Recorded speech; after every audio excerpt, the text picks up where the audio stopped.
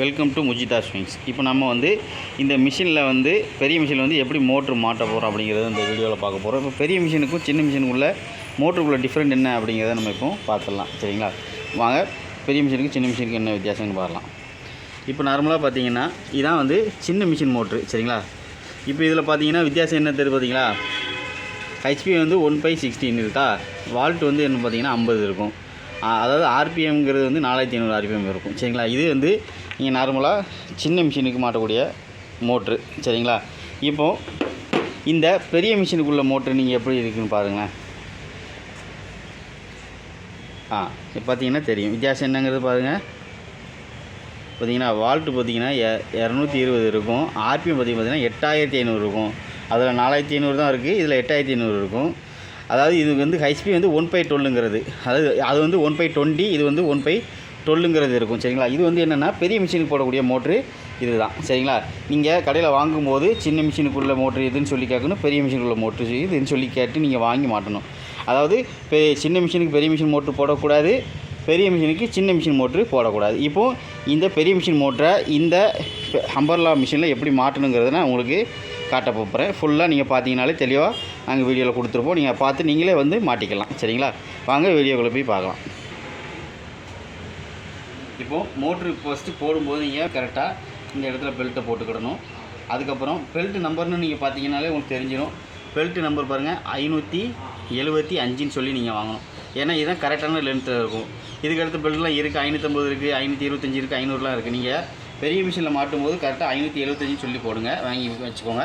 First belt அப்படி போட்டுட்டு மோட்டரை கரெக்டாக அப்படி எடுத்துகிட்டு வந்து மோட்டரோட புள்ளிக்குள்ளே, சரிங்களா, புள்ளிக்குள்ளே வச்சுட்டு இப்போது நீங்கள் இந்த வீலுக்கும் இந்த புள்ளி இருக்குது பார்த்தீங்களா, இந்த புள்ளிக்கும் நேராக இருக்கான்னு பார்க்கணும். சரிங்களா? நீங்கள் ஏன் நேராக இருக்கான்னு நம்ம பார்க்குறோம் அப்படின்னா, கொஞ்சம் கிராஸாக இருந்தாலும் உங்களுக்கு பெல்ட் வந்து அடிக்கடி கலரக்கூடிய சூழ்நிலை வந்துடும். அதனால தான் நம்ம நேராக இருக்கான்னு பார்க்கணும். இந்த வீலுடைய பெல்ட்டு போகிற லைனுக்கும் இதோட லைனுக்கும் கரெக்டாக நேராக இருக்கணும். சரிங்களா? அதை நீங்கள் கரெக்டாக பார்த்து வச்சுக்கோங்க.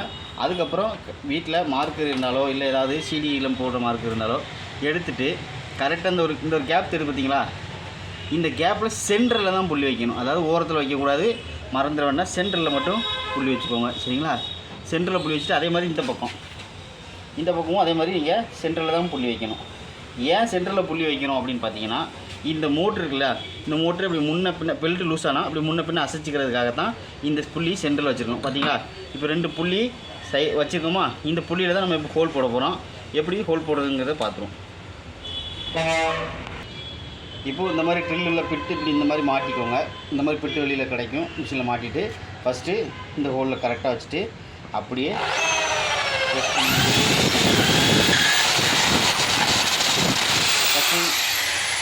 இந்த ஹோலை போட்டுக்கோங்க. அடுத்து அப்படியே நேராக இந்த ஹோலுக்கு வந்துடுங்க. 2 ஹோலுக்கும் ஃபஸ்ட்டு நீங்கள் என்ன பண்ணுங்கன்னா ஓட்டை போட்டுக்கோங்க.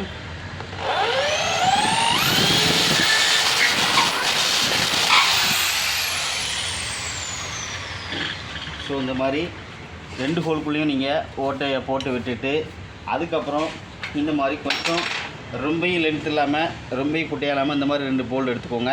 சரிங்களா? எடுத்துகிட்டு இந்த ஹோலுக்குள்ளே போட்டுக்கோங்க. அதே மாதிரி இந்த சைடில் இந்த இடத்துல எந்த ஹோலுக்குள்ளேயும் போட்டுக்கோங்க. போட்டுட்டு மோட்டரை இந்த புள்ளி இந்த பக்கமாக இருக்கிற மாதிரி வச்சு அப்படியே இந்த ஹோலுக்குள்ளே போட்டுருங்க. சரிங்களா? போட்டிங்கன்னா இந்த மாதிரி உட்காந்துக்கும். அதுக்கப்புறம் நம்ம பெல்ட்டை போட்டுட்டு கரெக்டாக புள்ளியில் வச்சு இப்படி கரெக்டாக, சரிங்களா, வச்சுட்டு கீழே அடியில் 2 போல்டு இருக்கும். அந்த 2 போல்டு போட்டு டைட் பண்ணுங்கள். சரிங்களா? பாஸ் பண்ணிங்க. 1 2 3. இப்போ எதுக்காக நம்ம வந்து இந்த ஹோல் போட சொன்னோம் பார்த்தீங்களா, இந்த அட்ஜஸ்ட்மெண்ட்டுக்காக தெரிஞ்சுங்களா. மோட்டரை வந்து நம்ம முன்ன பின்ன இப்படி இழுத்துக்கலாம். பார்த்தீங்கன்னா பெல்ட் லூஸ் டைட்டாக தான். ஸோ அதுக்காக தான் சென்டரில் ஹோல் போட சொன்னோம். இப்போ கரெக்டாக நல்ல ஓரளவுக்கு நார்மல் டைட்டாக அப்படி இழுத்து பிடிச்சிட்டு கீழே இருக்கிற போல்ட்டை நீங்கள் ஃபுல்லாக டைட் வச்சுருங்க. சரிங்களா? இப்போ நார்மலாக இப்போ பார்த்தீங்கன்னா கீழே எல்லாமே நட்டு எல்லாமே போட்டு கீழே நான் உங்களுக்கு டைட் பண்ணிட்டேன். இந்த பெல்ட் பார்த்திங்கன்னா இந்த டைட்னஸ் இருக்கணும். அதாவது ரொம்ப லூஸாகவும் இருக்கக்கூடாது, ரொம்ப அதிகமாக டைட், நார்மல் டைட் இருந்துச்சுன்னா தான் உங்களுக்கு வந்து மோட்டர் சவுண்ட் இல்லாமல் நீட்டாக ஒரு அழகாக ஓடும். சரிங்களா? இப்போ நம்ம மோட்டரெல்லாம் ஃபிட் பண்ணியாச்சு. இப்போ செக் பண்ணிடலாமா? இந்த பெடல் வந்து பார்த்திங்கன்னா ஆக்சுவலி காலில் தான் வச்சு ப்ரெஷ் பண்ணணும். நான் எங்களுக்கு லென்த்து காணுங்க கையில் வச்சு ஓட்டியிருக்கேன். பார்த்தீங்கன்னா இப்போ நீட்டாக ஓட ஆரம்பிச்சிடும். சரிங்களா? ஸோ அவ்வளோதான். இதை நீங்கள் நீங்கள் அழுத்தி ப்ரெஸ் பண்ணாலே போகும், வேகமாக போகும். நீங்கள் கொஞ்சம் ஸ்பீடாக அழுத்தினீங்கன்னா வேகமாக போகும். உங்களுக்கு கண்ட்ரோல் கிடைக்குன்னா இது ஒரு அட்டையை வச்சுட்டு நீங்கள் நார்மலாக கூட ப்ரெஸ் பண்ணுற மாதிரி கண்ட்ரோல் வச்சுக்கோங்க. அவ்வளோதான். சரிங்களா?